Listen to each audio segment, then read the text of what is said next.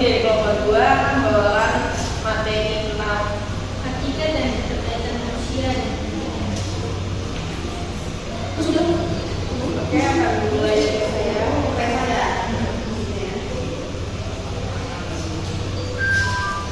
Hakikat dan keterkaitan manusia dan pendidikan.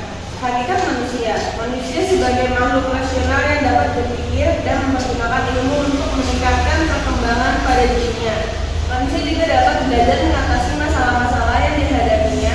Kemudian, manusia harus berusaha terus-menerus memperkembangkan dan meningkatkan dirinya sendiri, khususnya melalui pendidikan. Sejak lahir, seseorang manusia sudah langsung terlibat dalam kegiatan pendidikan dan pembelajaran. Dia dirawat, dijaga, dilatih, dan dididik oleh orang tua, keluarga, dan masyarakat sampai kemudian terbentuk potensi kemandirian manusia, dilahirkan ke bumi dengan berbagai potensi yang berbeda-beda, yaitu untuk menjadi baik dan buruk.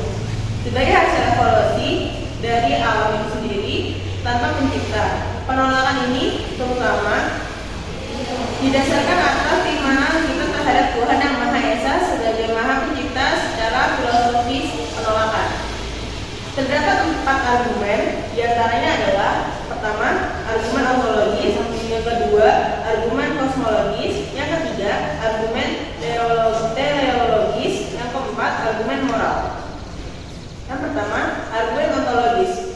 Semua manusia memiliki ide Tuhan, sementara itu bahwa realitas atau kenyataan lebih sempurna daripada ide manusia. Yang kedua, kosmologis. Segala sesuatu yang ada mesti mempunyai sesuatu sebab adanya alam semesta termasuk manusia.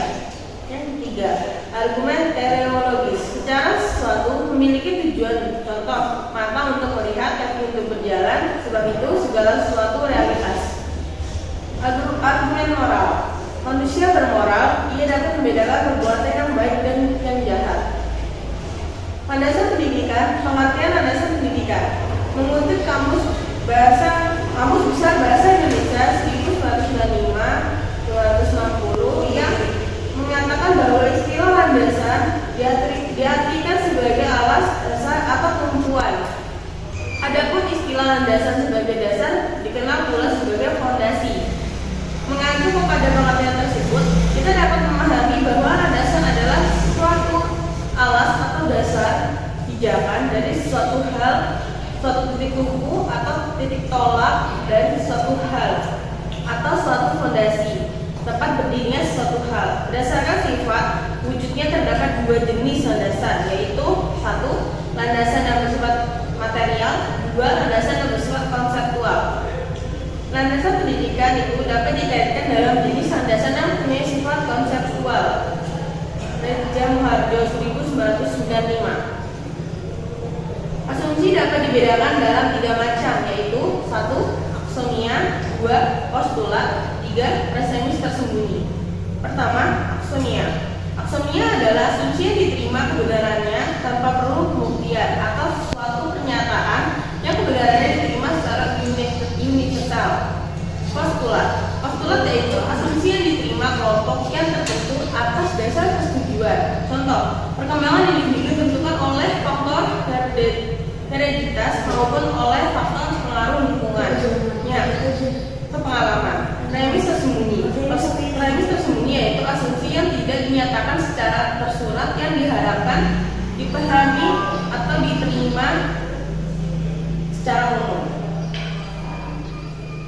Jenis-jenis landasan pendidikan. Berdasarkan pada sumbernya, tolak ukur pendidikan dapat berasal dari sumber agama, filsafat, ilmu, dan hukum maupun yuridis. Dapat kita ketahui bahwa jenis landasan dapat diidentifikasikan menjadi 4, yaitu sebagai berikut. Pertama, landasan religius pendidikan. 2. Landasan filosofis pendidikan. 3. Landasan ilmiah pendidikan. 4. Landasan hukum atau yuridis pendidikan. Fungsi landasan pendidikan. Pendidikan direncanakan dan direalisasikan dengan sesuatu landasan yang kokoh, maka prakteknya pun akan terlaksana secara benar dan baik dan tidak merugikan siapapun sehingga dapat terlaksana secara efektif dan efisien dan juga relawan berdasarkan pada kebutuhan individu dan masyarakat serta pembangunannya. Asas-asas dan kebutuhan manusia. Asas-asas dan kebutuhan manusia menjadikan manusia sebagai makhluk hidup yang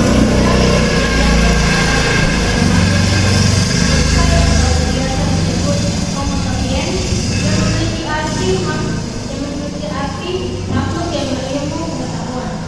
Manusia mempunyai insting yang selalu cenderung ingin mengetahui sesuatu yang ada di sekitarnya yang belum diketahui sebelumnya. Dari rasa keingintahuannya, maka timbul suatu ilmu pengetahuan yang kemudian dapat dikembangkan dengan baik. Tugas dan tujuan menjadi manusia. Setiap manusia mempunyai kebebasan dalam memilih jalan yang lain akan ditempuhnya. Mempunyai kebebasan dalam menentukan pilihannya untuk menjadi apa atau menjadi siapa nantinya di masa depan. Tetapi sejalan dengan konsep yang telah diuraikan terdahulu bahwa bereksistensi berarti berupaya secara aktif dan secara bertanggung jawab. Asas-asas kemungkinan pendidikan. Manusia merupakan makhluk hidup yang terlebih dini membutuhkan pengarahan dalam hidup, harus menempuh pendidikan agar bisa berpikir lebih baik di masa depan. Apakah mungkin manusia dapat dididik? Inilah pentingnya hubungan antara manusia dengan pendidikan. Tanpa didasari pengetahuan itu sangat penting, tetapi banyak yang berpikir dan berpendapat bahwa manusia tanpa pengetahuan tidak dapat hidup. Ada 5 asas bahwa manusia mungkin dididik atau dapat dididik, diantaranya adalah 1. Asas potensialitas, 2. Asas dinamika, 3. Asas individualitas, 4. Asas sosialitas, 5. Asas moralitas. 1. Asas potensialitas. Setiap manusia mempunyai potensi pada dirinya, tetapi dalam mengembangkannya manusia memerlukan pendidik. 2. Asas dinamika. Manusia adalah makhluk yang ingin mengetahui apa yang ada di sekitarnya dan merupakan makhluk yang aktif dalam berbagai bidang, baik fisiologi maupun spiritual. 3. Asas individualitas, yaitu asas individu. Manusia mempunyai keinginan untuk menjadi apa yang sesuai dengan keinginan sendiri. 4. Asas sosialitas merupakan insan sosial yang tidak dapat hidup sendiri dan perlu hidup bersamanya. Manusia butuh bergaul dengan orang lain di sekitarnya. 5. Asas moralitas. Manusia mempunyai kemampuan agar dapat membedakan mana yang baik dan yang tidak baik, dan kembali lagi pada potensi diri sendiri untuk berlaku baik berdasarkan kebebasan dan tanggung jawabnya, atau aspek moralitas. Kesimpulan, hakikat pendidikan tidak akan terlepas dari istilah humanisasi, dan seperti yang kita ketahui bahwa tujuan pendidikan adalah untuk mewujudkan manusia yang ideal dan mempunyai cita-cita yang tinggi berdasarkan pada nilai-nilai dan moral, norma-norma yang mempunyai akal kuliah dan mempunyai kecerdasan baik secara lahir maupun batin.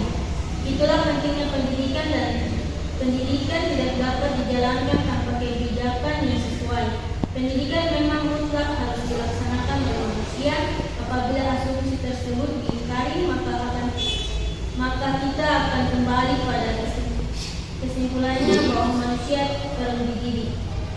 Tidak dapat dididik, karena itulah kita perlu melaksanakan suatu pendidikan yang akan berpengaruh baik bagi kehidupan